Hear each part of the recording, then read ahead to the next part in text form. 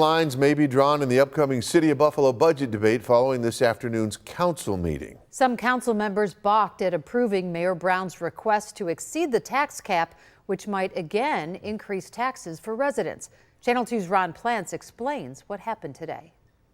It was eventually a 6-3 city council vote to approve Mayor Brown's request to override the usual 2% tax cap limit for a potentially higher tax hike in his budget plan. Some sparring beforehand directed at the council president. Nice move. Nice move. I guess you got what you want, and you can smile about it because I think it's funny. It's not funny, because last year when we increased taxes and user fee and sewer, people were hurting. And this year, I hear that we may be going up to 8%. They're going to even hurt more. This council in the past has put the administration on notice. You can't give us something at the 11th hour and then immediate passage, and we're going to go along with it.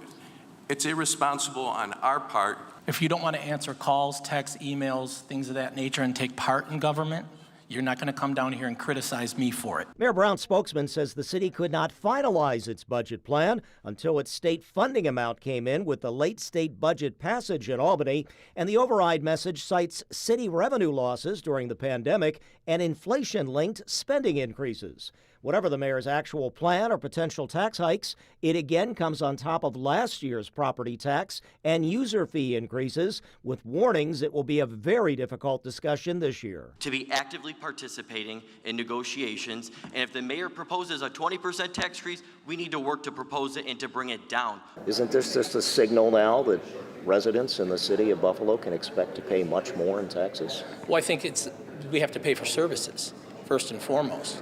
And I would say that our tax rate here in the city of Buffalo is substantially lower than anywhere else in the area and any city across the state. So again, the poorest, though, as is pointed out. I agree, which is why last year I filed something to increase the exemption levels for people.